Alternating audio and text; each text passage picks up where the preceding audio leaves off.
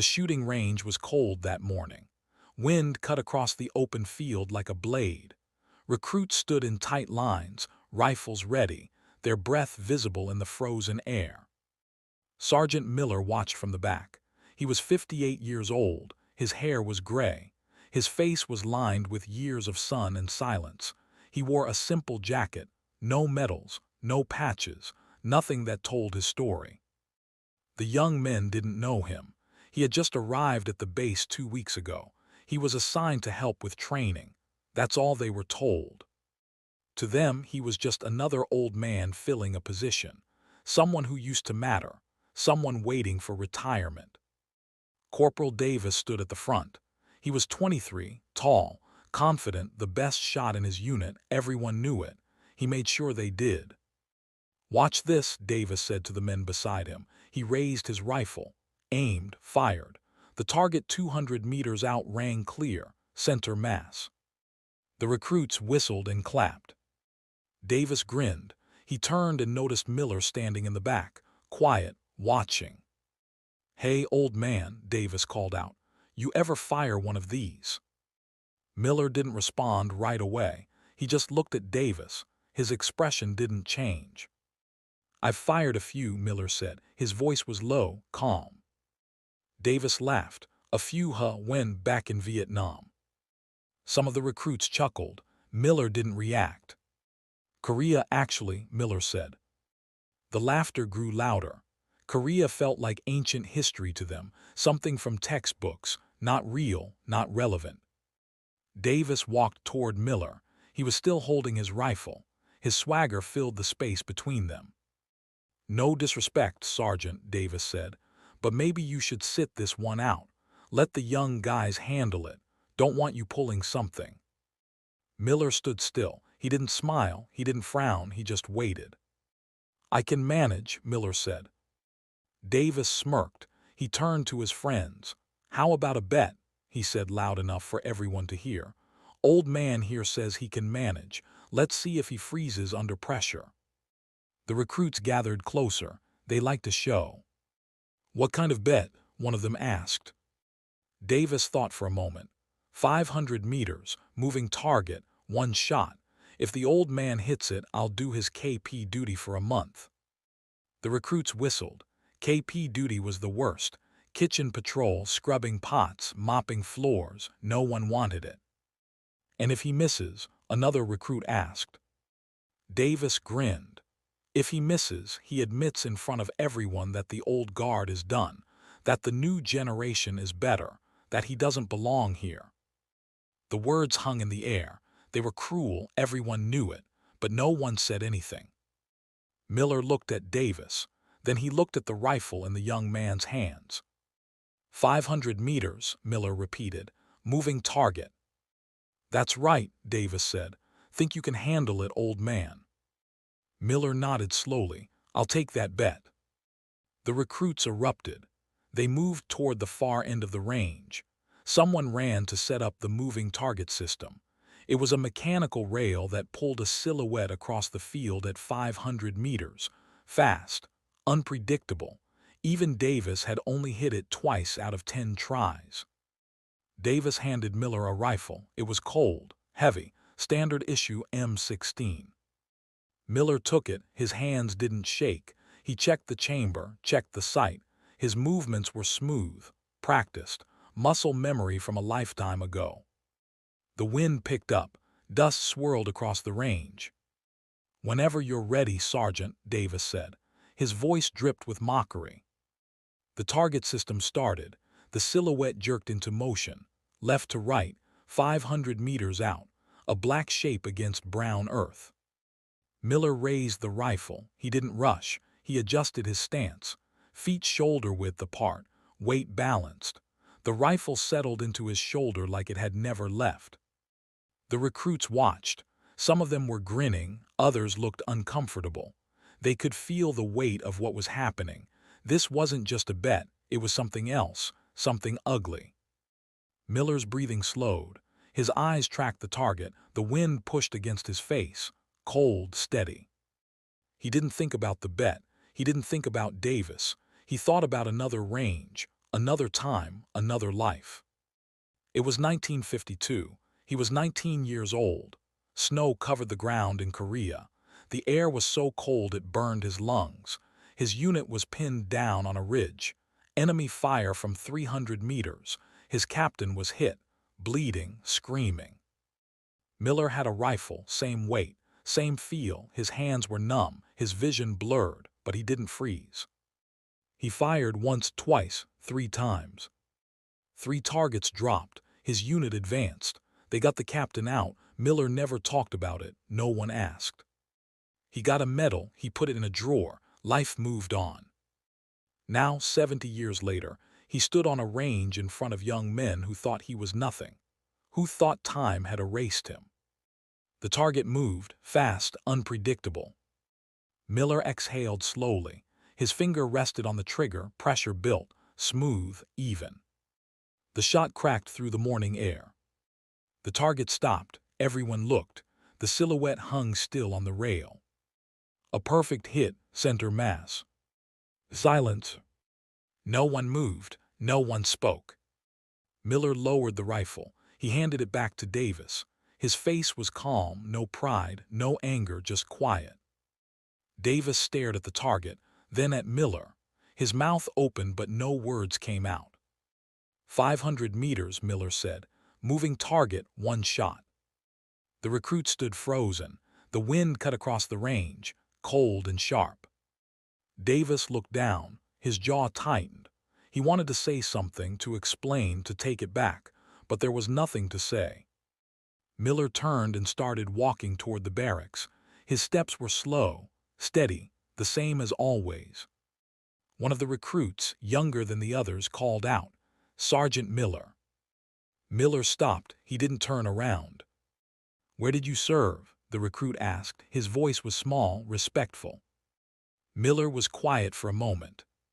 "Where it mattered," he said. Then he kept walking. The next morning, Davis reported for KP duty. He didn't complain. He didn't make excuses. He just showed up at 500 hours and started scrubbing pots. The other recruits watched him. Some felt bad. Others said he deserved it. No one laughed. Miller went about his duties like nothing had happened. He checked equipment. He reviewed training schedules. He kept to himself. But something had changed on the base. The recruits looked at him differently now. When he walked past, they straightened up. They nodded. They showed respect. Davis finished his first day of kitchen duty at 2100 hours. His hands were raw. His back ached.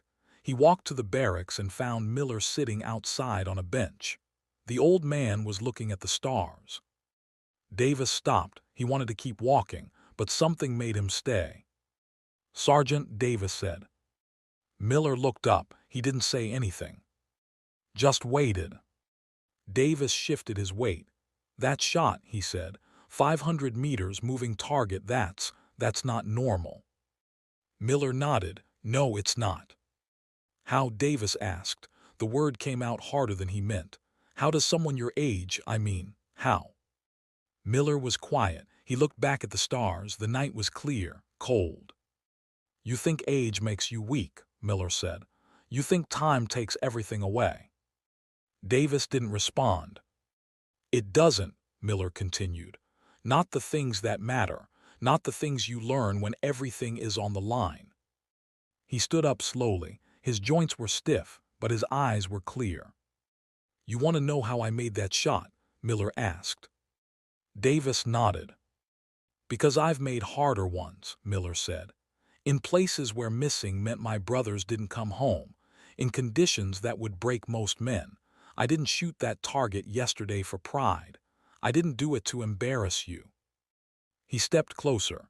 His voice stayed calm, but there was weight behind it now. "I did it because you needed to learn something," Miller said. "You're a good shot, Davis, maybe the best in your unit, but you're arrogant, and arrogance gets people killed." Davis looked down. "On a real battlefield, there's no room for ego," Miller said. "There's no room for disrespect. When bullets are flying and your friends are dying, the only thing that matters is, can you do the job? Can you keep your head? Can you make the shot when it counts? The words settled between them, heavy, true. I froze once, Miller said quietly. Davis looked up, surprised.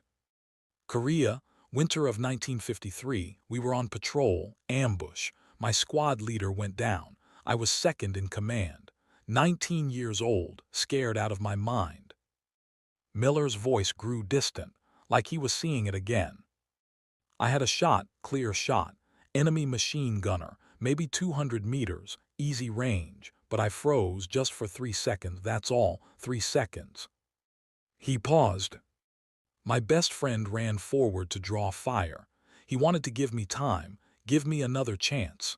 He took 4 rounds, died before the medic could reach him. Davis felt something twist in his chest. I made the shot after that, Miller said.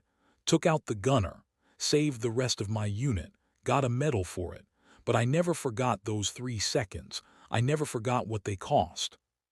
Miller looked at Davis, really looked at him. That's why I don't freeze anymore, Miller said. That's why I made that shot yesterday.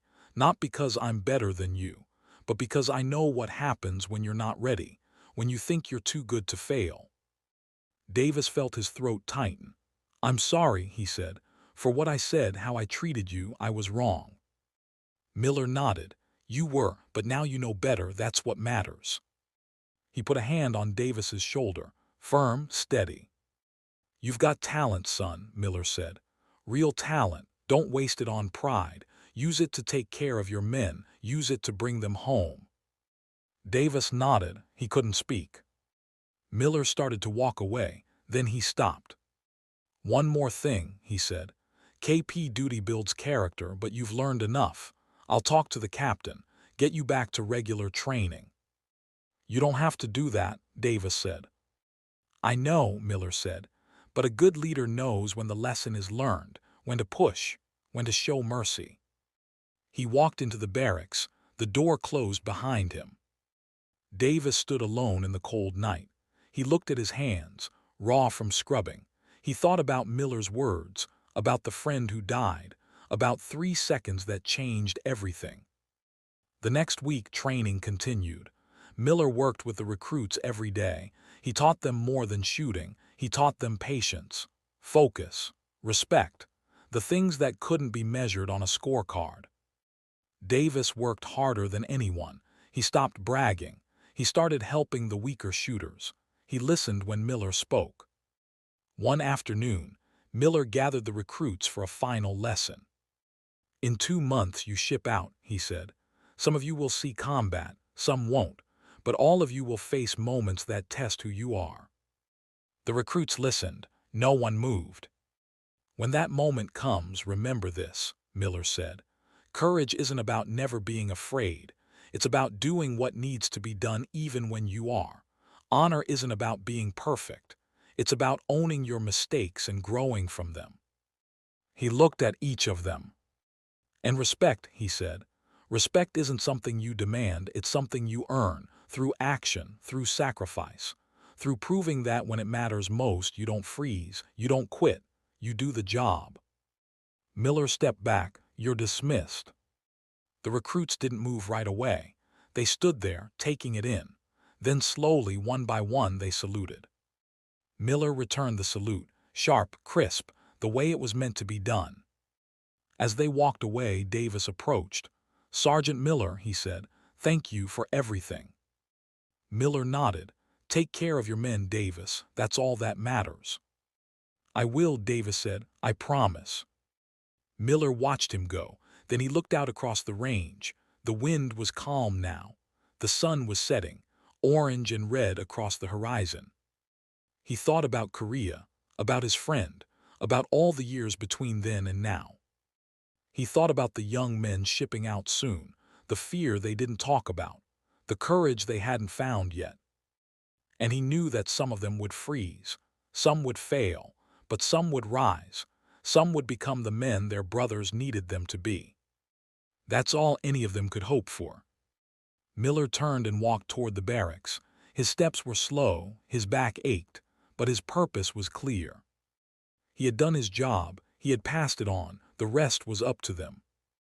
The range stood empty as darkness fell, silent, waiting for the next test, the next lesson, the next man who would have to prove himself when everything was on the line.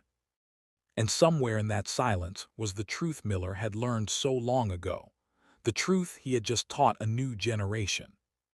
Real strength isn't loud, real courage isn't flashy, real honor is quiet. It's doing what's right even when no one is watching, even when it costs you everything. It's making the shot when it matters most, and never, ever freezing under pressure. And